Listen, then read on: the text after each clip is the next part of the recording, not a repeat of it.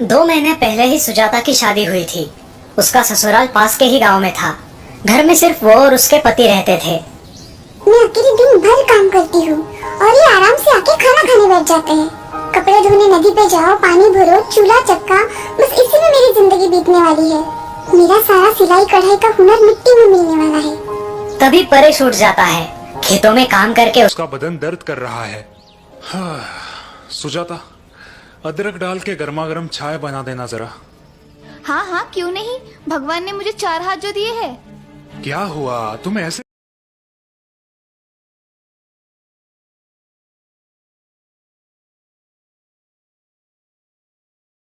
ऐसे क्यों बात कर रही हो? जैसे कि तुम कुछ जानते ही नहीं। सुजाता का मूड आज बहुत ही उखड़ा हुआ था। उसे ऐसा लग रहा था कि उसके पति उसकी कोई चिंता नहीं करते। उसने उसे घर की नौकरानी बना के रखा है। सुजाता उदास होकर नदी के किनारे बैठी है। तभी उसकी सहेली दुर्गा वहाँ आती है। ऐसे क्यों बैठी हो सुजाता? सब ठीक तो है? कुछ नहीं, बस ऐसे ही ऊब चुकी हूँ मैं इस जिंदगी से। शादी को सिर्फ 2 महीने हुए हैं और तुम ऐसे बोल रही हो? और नहीं तो क्या। सुबह जल्दी उठो, दिन भर घर के काम करो, बाजार जाओ, पानी भरो, बस यही जिंदगी रह गई है। और पतिदेव की कोई मदद नहीं, जैसे कि गृहस्थी सिर्फ हमारी है। लेकिन क्या करें, अब सहना ही पड़ेगा। नहीं। क्या मतलब? हमें इस उबाऊ जिंदगी से छुटकारा मिल सकता है? हाँ, क्यों नहीं। इसलिए तो मैंने मेरे पति का घर छोड़ दिया। अब सुकून से यहाँ मायके में जी रही हूँ।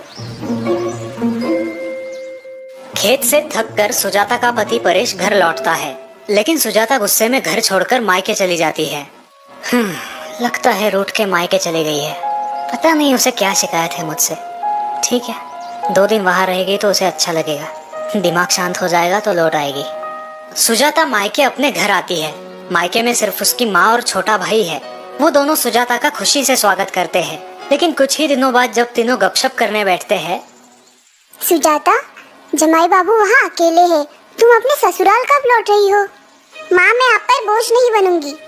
दीदी, ये क्या कह रही हो आप हम पर कभी बोझ नहीं बन सकती। लेकिन तुम ऐसी बात क्यों कर रही हो बेटा?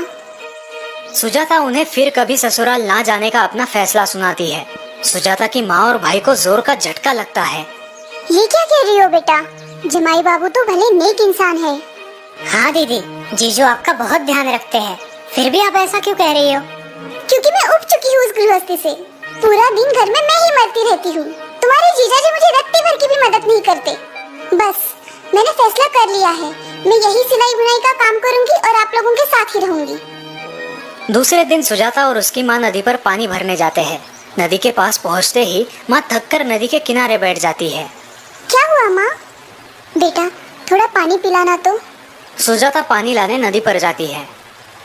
ओह, ये पानी तो बहुत गंदा हो चुका है। ये माँ को कैसे पिलाऊं? सुजाता माँ के पास लौटती है। माँ, नदी का पानी बहुत मैला है, इसलिए मैं नहीं लेके आई। अब क्या करें? अच्छा, ये बात है बेटा, तुम थोड़ी देर बाद जाकर लाना। थोड़ी देर बाद सुजाता फिर से नदी के तट पर माँ के लिए पीने का पानी लेने जाती है। अब नदी पर कोई नहीं है। सुजाता पानी देख के अचरज में पड़ जाती है। अरे वाह, ये पानी तो अब एकदम साफ हो गया है। अब ये पानी माँ के लिए ठीक है।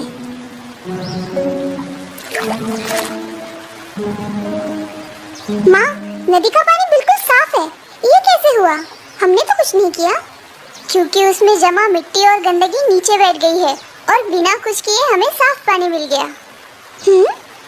बेटा, जीवन भी ऐसे ही होता है। कभी कभी हम जल्दबाजी में, गुस्से में होते हैं और तब हमारे दिल और दिमाग की अवस्था भी गंदगी भरे नदी के पानी जैसी होती है। सुजाता माँ की बात समझने की कोशिश कर रही है। उससे हमारा नुकसान कैसे होता है माँ? तब हम गलत निर्णय लेते हैं और जिंदगी भर पछताते हैं। तो ऐसे वक्त हमें क्या करना चाहिए माँ? ऐसे वक्त हमें शांत रहना चाहिए और उस समय को वक्त के हाथ में सौंपना चाहिए। कई बार समस्या अपने आप ही सुलझ जाती है, बिल्कुल उस नदी के पानी की तरह, जिसे साफ होने के लिए हमने बस थोड़ा सा समय दिया। माँ की बात सुन के सुजाता को उसकी गलती का एहसास होता है और तभी उसका छोटा भाई वहाँ आता है। दीदी, जीजू का फोन आया था, कल आपको लेने आ रहे हैं। ये खुशखबर सुनकर सुजाता सोच में पड़ जाती है। क्या सोच रही हो बेटा? जाओगे ना अपने घर?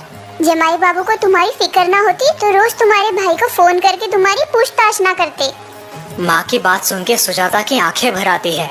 उसे अपनी गलती का एहसास हुआ देख माँ और उसका भाई खुश हो जाते हैं। और दीदी आपके लिए एक खुश खबर भी है। जीजू ने आपके लिए एक नई सिलाई मशीन खरीदी है। लेकिन सिलाई मशीन तो महंगी होती है ना, इतने पैसे नहीं है हमारे पास। इसीलिए तो खेत का काम खत्म होते ही वो किसी और के खेत में हाथ बटाने जाया करते थे। मुझे लगा आपको ये बात पता होगी।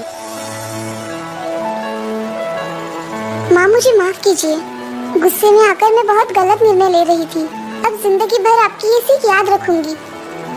और इस तरह सुजाता वापस ससुराल जाकर हंसी खुशी रहती है।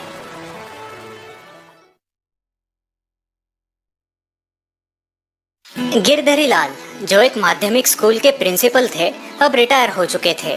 उनके इकलौते बेटे तुषार की कुछ ही महीनों पहले शादी हुई थी और वो एक अच्छी जॉब भी कर रहा था। पिताजी, आपको बाजार से कुछ मंगवाना है तो बताइए, मैं शाम को ऑफिस से आते वक्त ले आऊंगा।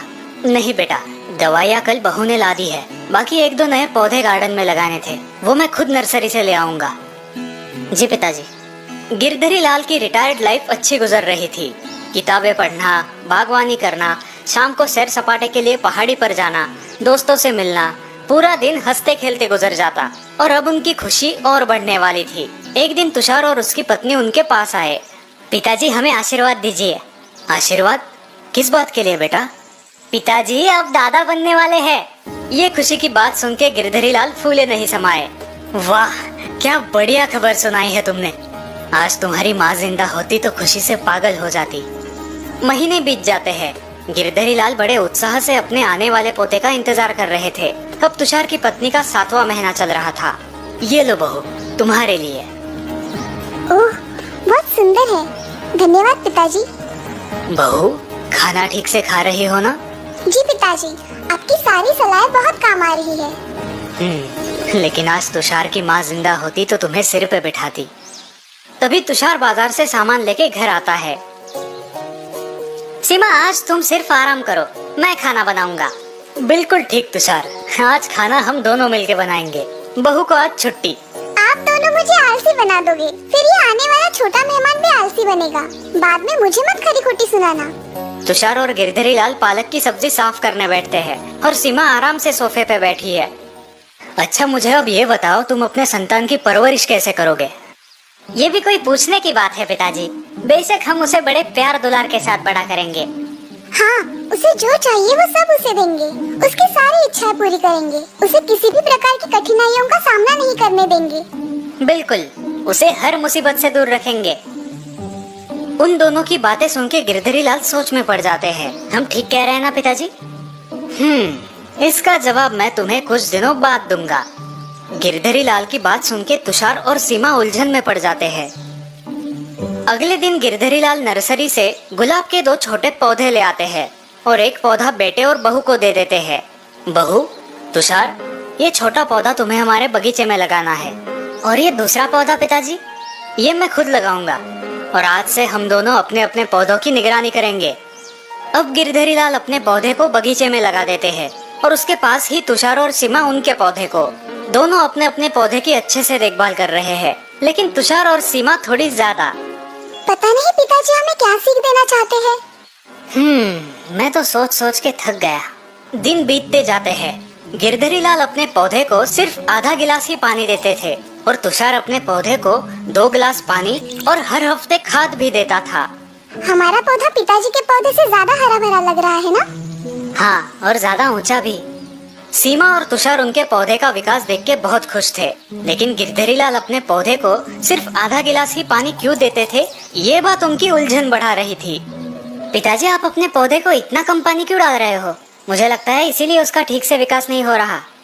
सही वक्त आने दो, मैं तुम्हारे सारे सवालों का जवाब दूंगा। एक दिन रात को अचानक तूफान आता है। जोर की हवाएं चलती है। सुबह जब तुषार और सीमा बाहर बगीचे में आते हैं, तब वो हैरान हो जाते हैं। ओह, ये क्या? हमारा हरा भरा पौधा बिल्कुल नष्ट हो गया है।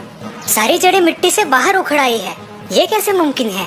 बाप रे, इसका मतलब पिताजी के पौधे का तो भारी नुकसान हुआ होगा। तभी उनका ध्यान गिरधरी लाल के पौधे की ओर जाता है और वो चकित हो जाते हैं। इतने में गिरधरी लाल वहाँ पर आते हैं। पिताजी, ये तो अनहोनी हो गई। क्या हुआ बेटा? पिताजी, हमारा पौधा कल रात के तूफान में पूरा नष्ट हो गया है। अच्छा, ये तो बहुत बुरा हुआ। लेकिन पिताजी, आपका पौधा बिल्कुल टकाटक है। आप ना तो उसे खाद डालते थे और ना ही बहुत सारा पानी देते थे। और हमने इतनी सावधानी से उसकी देखभाल की, फिर भी वो इस तूफान में टिक नहीं पाया। ऐसा क्यों? वो इसलिए क्योंकि तुम्हारे जरूरत से ज्यादा देखभाल ने उसकी मजबूत बनने की नैसर्गिक क्षमता को मार डाला। तुषार और सीमा अभी भी उलझन में है। हम कुछ समझे नहीं पिताजी। समझाता हूँ। जब मैं मेरे पौधे को सिर्फ जरूरत के अनुसार आधा ग्लास पानी दे रहा था, तब पौधा अपनी बढ़ती हुई जरूरत पूरा करने के लिए खुद की जड़ों को जमीन के अंदर फैला रहा था और आसपास के मिट्टी से पानी प्राप्त कर रहा था। इसी वजह से उसकी जड़ों ने जमीन में अच्छे से पकड़ जमा ली। इस कारण कल रात के तूफान का इस पौधे ने डट के सामना किया। और हमारा पौधा क्यों नहीं कर पाया? वो इसलिए क्योंकि तुम्हारी ज्यादा देखभाल ने उसकी परिस्थिति से मुकाबला करने की क्षमता नष्ट कर दी। तुम्हारे पौधे को जरूरत से ज्यादा पानी, पोषण मूल्य आराम से मिल रहे थे, इसीलिए उसने मिट्टी के अंदर घुसने की कोशिश ही नहीं की। और इसीलिए उसकी जड़ें जमीन में पक्की पकड़ न कर पाई और पौधा कल के तूफान का सामना न कर सका। बिल्कुल सही। लेकिन आप हमें इस अनुभव से क्या सीख देना चाहते हैं?